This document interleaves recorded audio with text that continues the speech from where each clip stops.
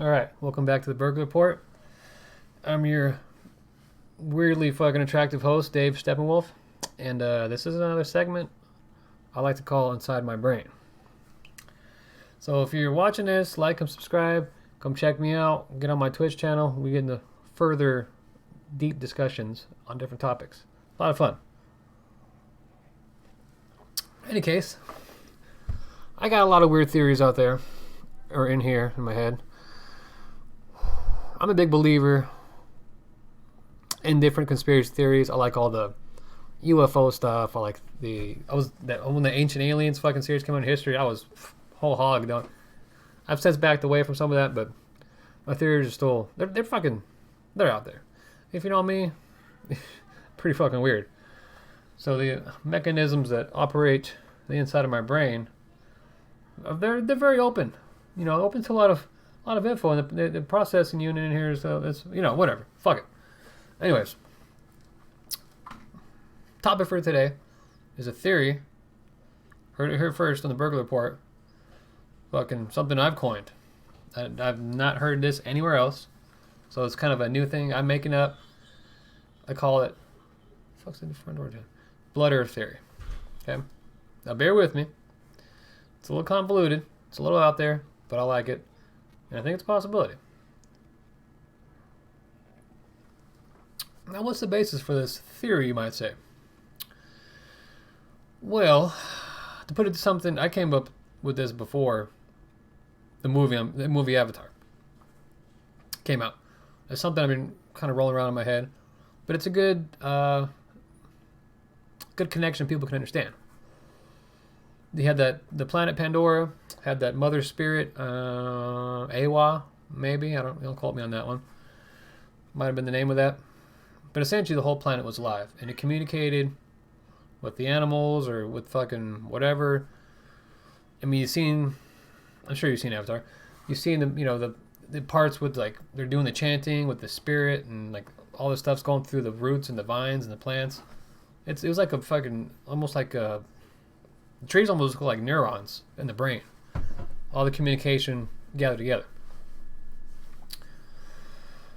So, having said that, I kind of liken that to what our planet is.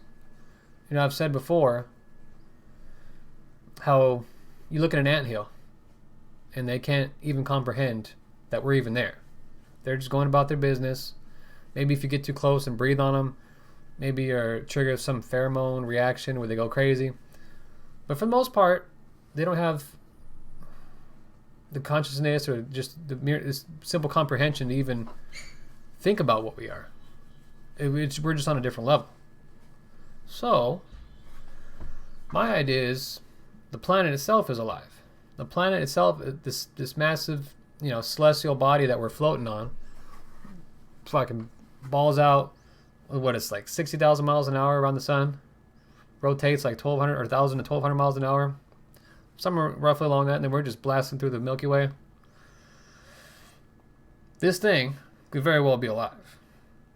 I know it sounds fucking weird, but what's ancient cultures? I mean, it was Gaia, Mother Earth. I think they're onto something. I like to look at ancient cultures as some level of truth to it.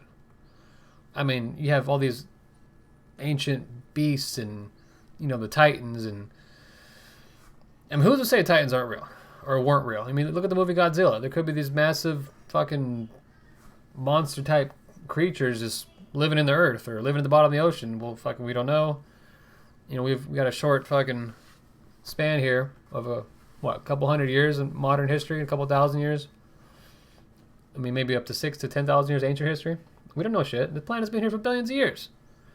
They say we're killing the planet. We're not killing the planet. We're killing ourselves. The planet will be just fine. We'll be gone.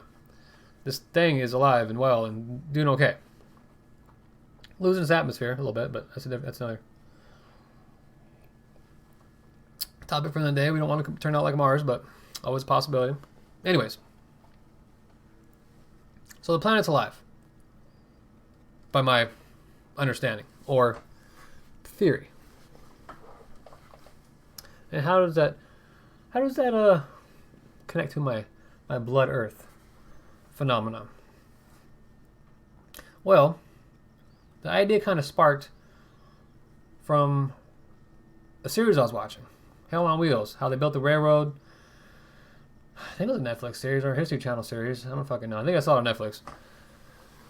And one of the opening credits talk about how it seems like the earth yearns for blood, like how men just constantly fight each other. And I'm thinking, like, why do we constantly fight? What is it that's in our nature that causes us to kill each other? And not just us, animals. I mean, we all know the story of, the Judeo-Christian story, the Garden of Eden, where, man and woman were created. Everybody's running around naked. The man and animals were just hanging out next to each other. There was no, aggression towards one another. Everyone was in peace. And then, the whole knowledge of good and evil, forbidden fruit, all that changed everything. So how and why? For me, I see ancient stories and I see them as a possibility. I've said many times before, this is my own thought, I look at Shakespeare. A rose by any other name is still a rose. So you look at things some would consider God, some would consider magic, some would consider science. Evolution, creation, to me is one and the same. You have different names for the same phenomena. Rose by any other name is still a rose. What was called magic 1,000 years ago has become science. It was also called what the presence of God or divine creation or something along those lines. That's my train of thought. I've always had a scientific mind, but I've always been a big believer, in Jesus and God. So I like to stimulate or kind of get the two in together, and have my own my own creative thoughts. It's a lot of fun. A lot going on in here. It's hilarious. So I mean, if you look at science, we look at what we'd see as like dark matter, dark energy, this unexplained phenomenon. Could be a higher power holding this realm together, holding this dimension together. Who knows? People want to rule out no science, and I think people are just arguing science versus. I think it's the same thing, but that's me. Anyhow, back to my theory. This planet is alive, and I think this planet utilizes us as a beneficial parasite. Okay. It gives off energy. Every planet out there gives off some form of energy. And I believe Earth, I think measured it in hertz, it's like 6 or 7 hertz, which is like electromagnetic frequencies in a cycle per second, something along those lines. I think I learned that when I was learning about the old HAARP thing, the high altitude aurora something or other project. I don't know, whatever. So I think maybe going back to the story of the Garden of Eden, where some signal came out that changed everything. Whether it's the whole serpent thing, maybe a different species, maybe the planet went through some changes, but the way it goes through now is the planet feeds off our blood. That fucking makes sense. But not so much the blood, the physical blood itself. Whatever energy could be stored. This is a weird fuck. I'm saying it now, and I'm like, this doesn't make any sense. Some kind of energy, like the DNA strands itself are like almost like an antenna. It seems. You see them, the double helix spiral. There are theories out that that's a receiver for information. I mean, because stuff goes back to where we have some kind of ancestral knowledge of, and it travels through our DNA. There's stuff that we know how to do, even in animals. I mean, they've done experiments in chickens where they have generations of chickens cooped up in the dark, never seen a bird, never seen a hawk, never seen any type of aerial predator, and then they'll project up into the roof of the inside of the barn or whatever they're covered in. They'll project like a kite, goes across the sky or goes across the top of the roof.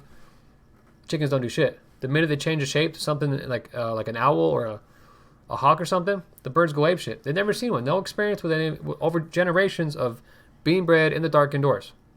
So there's some kind of ancestral knowledge that is always passed down to us. And I think that's what part of the DNA is. This it's more than just genetic coding. I think it's a receiver for information, but it could give off some energy that we just can't measure. Like I said, rose by any other name, still a rose. Different phenomenon, or the same phenomenon by different names, and it's just something we can't see yet, something we can't measure. Keep an open mind, I'm telling you. So the planet itself feeds off our energy and causes the chaos. That's my theory. Feeds off our blood. I mean, the movie, was it Mark Wahlberg or one of the Mark guys? Matt something? The Happening. It was a weird thing where everyone starts committing suicide. Very fucking movie, very fucking weird. And you would see like a breeze. When they figured out what the fuck it was, it's like, oh, this is coming from the Earth. The Earth is directing this. You would see a breeze go across the field, and then like the fucking dude would walk in front of his tractor and just be chopped up. People would just fall over dead. Well, not fall over dead, but just do something to kill themselves.